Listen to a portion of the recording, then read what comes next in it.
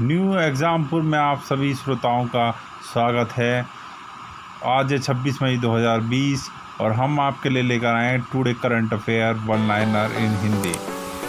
Video शुरू करने से पहले आप हमारे चैनल को सब्सक्राइब करें और बेल बटन को जरूर दबाएं। आइए वीडियो स्टार्ट करते हैं।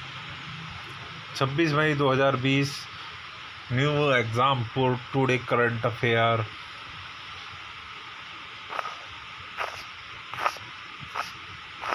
प्रश्न 1, 3 बार की ओलंपिक स्वर्ण पदक विजेता भारतीय हॉकी टीम के सदस्य रहे किस खिलाड़ी का 95 वर्ष की आयु में निधन हो गया? तो किस खिलाड़ी का हुआ है? बलबीर सिंह सीनियर का। बलबीर सिंह सीनियर स्वतंत्र भारत की पहले हॉकी ओलंपिक गोल्ड विजेता टीम के सदस्य थे और उन्होंने उस गोल्ड को जिताने में बहुत बड़ी भूमिका निभाई थी, क्योंकि उन्होंने उस फाइनल में 4 में से 2 गोल किए थे। तो उन्होंने 3 गोल्ड जीते थे। 1948 लंदन ओलंपिक, 1952 हेलेंसिक, 1956 मेलबोर्न।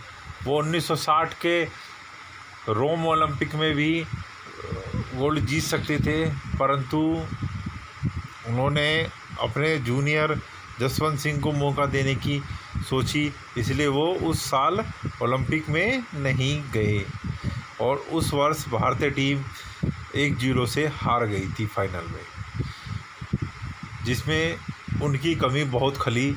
इसलिए अनुभव ही हमेशा काम आता है, हमेशा जोश काम नहीं आता, अनुभव भी काम आता है।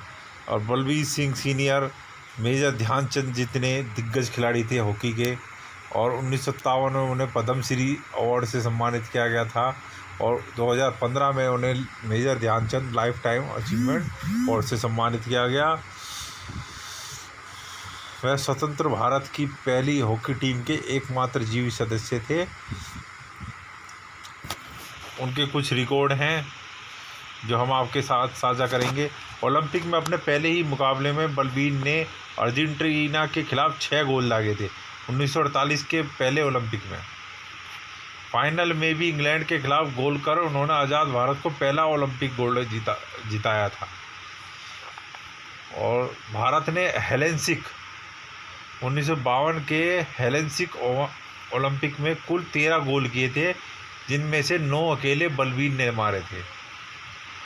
फाइनल में नीदरलैंड के खिलाफ उनका 5 गोल का रिकॉर्ड अभी तक ओलंपिक फाइनल का रिकॉर्ड है, वो आज तक नहीं टूटा है। तो 1952 से अभी तक कोई रिकॉर्ड नहीं टूटा है। 68 साल हो चुके हैं, देखिए।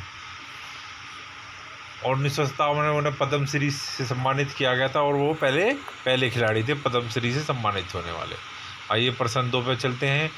विश्व स्वास्थ्य संगठन ने कोरोना वायरस से संक्रमित मरीजों के इलाज में इस्तेमाल की जा रही किस दवा पर अस्थायी तौर पर रोक लगा दी है? तो किस दवा पर लगा दी है? हाइड्रोक्सीक्लोरोक्वीन पर। हाइड्रोक्सीक्लोरोक्वीन पर इसलिए रोक लगा दी गई है क्योंकि यह कोरोना वायरस से रोकथाम में तो कारगर साबित हो रही है, परंतु यह दिल के मरीजों, हृदय रोग में बहुत ही खतरनाक दवाई है, क्योंकि इससे हृदय रोग उत्पन्न होने की या हृदय रोग होने की आशंका बढ़ जाती है। इसलिए इस पर अस्थायी रूप से रोक लगा दी गई है। यह वही दवाई है जिसकी 35 लाख डोजेज अमेरिका सप्लाई की गई थी और ब्राज़ील और पूरे विश्व में सप्लाई करी थी भारत ने। भारत इस दवाई का बहुत बड़ा निर्यातक है। प्रश्न 3, किस देश में कोरोना वायरस से मरने वालों का आंकड़ा 1 लाख पहुंच गया? तो किस देश में पहुंच गया ये आंकड़ा? अमेरिका में। अमेरिका में यह आंकड़ा 1 लाख पहुंच गया। वहाँ पर कोरोना वायरस से जो ग्रसित हैं, जो मरीज हैं, उन्हीं का आंकड़ा 17 लाख पहुंच गया है और मरने वालों का आंकड़ा 1 लाख पहुंच चुका है, जिनमें अकेले न्यूयॉर्क में कम से कम 9 से 10 लाख लोग संक्रमित हैं और वहाँ पर 50,000 से अधिक लोगों की डेथ हो चुकी है। प्रश्न 4, चीनी वैज्ञानिकों ने मानव नेत्र से मिलती जुलती आँख बनाई है जो मानव शरीर के मिलते जुलते रिपोर्ट से में लगाई जाएगी। इसका निर्माण किस इंस्टीट्यूट में किया गया है? तो बताइए किस इंस्टीट्यूट में किया गया है? इसका निर्माण किया गया है, ये वो आँख है Hong Kong university of science and technology में। इसका निर्माण इस इंस्टीट्यूट में किया गया है, Hong Kong university of science and technology में। तो ये वो आँख है, ये थोड़ी मानव नेत्र से मिलती हुई है क्योंकि इसका ये दृष्टिपटल मानव नेत्र जैसा दिखता है। प्रश्न 5, किस राज्य के उपराज्यपाल के एक सलाहकार की पत्नी और बेटा कोरोना वायरस से संक्रमित पाए गए हैं? तो किस राज्य के उपराज्यपाल के सलाहकार के बेटा और पत्नी संक्रमित पाए गए हैं? जम्मू कश्मीर के उपराज्यपाल जीसी मुर्मू। इसके बाद जम्मू कश्मीर के उपराज्यपाल जीसी मुर्मू को क्वारंटीन कर दिया गया है और उनका टेस्ट किया गया है जिसकी रिपोर्ट अभी आनी बाकी है। प्रश्न 6, किस देश में कोविड-19 के दुष्प्रभाव से कंपनियों को बचाने के लिए 1 लाख अरब येन यानी 930 अरब डॉलर का राहत पैकेज दिया गया है? तो किस देश में दिया गया है ये राहत पैकेज? जापान में। जापान ने ये पैकेज दिया है अपने देश की कंपनियों को बचाने के लिए। येन जापान की मुद्रा है और ये जापान के प्रधानमंत्री हैं शिंजो अबे।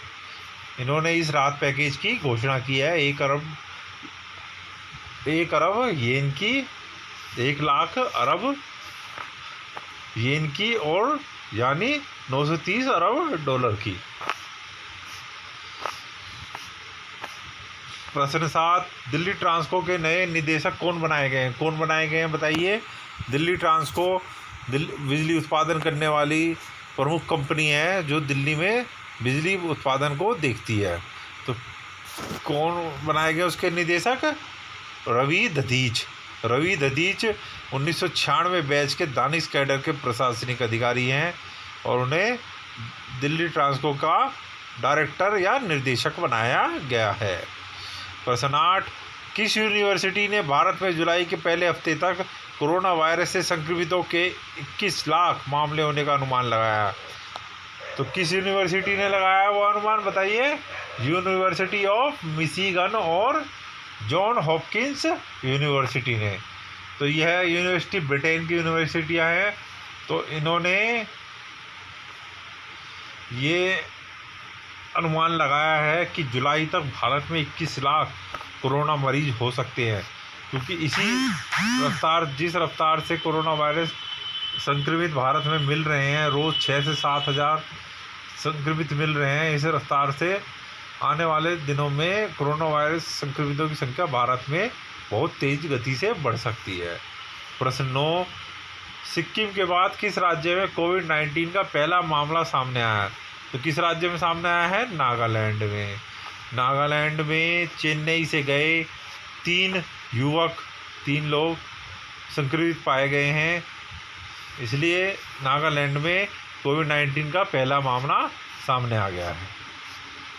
प्रश्न 10, किस एयरलाइन समूह ने जर्मन सरकार के साथ राहत पैकेज के लिए समझौता किया है? तो किस एयरलाइन समूह ने किया है ये समझौता? जर्मन एयरलाइन समूह लुफ्थांसा। जर्मन एयरलाइन समूह लुफ्थांसा ने जर्मन सरकार के साथ 9 अरब यूरो 9.8 अरब डॉलर के राहत सौदे को सहमति दी है। तो ये कहाँ की एयरलाइन है? जर्मनी की। और जर्मनी की चांसलर कौन है? Angela Merkel. प्रश्न 11, अमेरिकी अंतरिक्ष एजेंसी नासा अपने अंतरिक्ष यात्रियों को कैप्सूल से अंतरिक्ष में भेजने जा रही है। तो यह कैप्सूल किस कंपनी ने तैयार किया बताइए? एलन मस्क की कंपनी स्पेस एक्स ने। तो ये वो कैप्सूल है देखिए, और इस पे स्पेस एक्स का लोगो भी है। तो ये किसकी कंपनी है? एलन मस्क की। एलन मस्क की एक कंपनी और है जिसका नाम है टेस्ला। तो एलन मस्क की 2 कंपनियां हैं, स्पेस एक्स और टेस्ला। प्रश्न 12, सोमवार 25 मई को देश में कोरोना वायरस से संक्रमित कितने नए मामले सामने आए हैं? तो कितने मामले सामने आए बताइए। पिछले 24 घंटे में 6977 नए मामले, 6977 नए मामले सामने आए हैं और 154 लोगों की मौत हो चुकी है। इसलिए आप बिल्कुल भी घबराए नहीं, पर एहतियात रखिए, क्योंकि कोरोना कहीं भी किसी को भी हो सकता है। इसलिए एहतियात रखिए, 1.5 मीटर की दूरी बनाए रखिए, सबसे सोशल डिस्टेंसिंग का पालन करें, लॉकडाउन का पालन करें, बिना ज़रूरत के घर से बाहर ना निकलें, और जाएं भी तो सोशल डिस्टेंसिंग का पालन करें। बाहर से आने के बाद अपने हाथों को धोएं और कुछ देर घर वालों से भी अलग रहें, क्योंकि बचाव ही इसका एकमात्र इलाज है। इसलिए आप अपना ध्यान रखें, परिवार का ध्यान रखें और देश का ध्यान रखें। आपको हमारी वीडियो कैसी लगी? वीडियो अच्छी लगी तो वीडियो को लाइक करें, शेयर करें और कमेंट कर हमें ज़रूर बताएं। और वीडियो ख़त्म करने से पहले हमारे चैनल को सब्सक्राइब करना ना भूलें और बेल बटन ज़रूर दबाएं, जिससे आपको हमारी लेटेस्ट वीडियो नोटिफिकेशन के साथ मिलती रहें। और वीडियो को अंत तक देखने के लिए आप सभी श्रोताओं का बहुत बहुत धन्यवाद। वीडियो पर आते रहें, हमारे चैनल पर वीडियो देखते रहें और अपना ज्ञान बढ़ाते रहें, क्योंकि ज्ञान कहीं से भी मिले उसे बटोर लेना चाहिए। जय हिंद, जय भारत।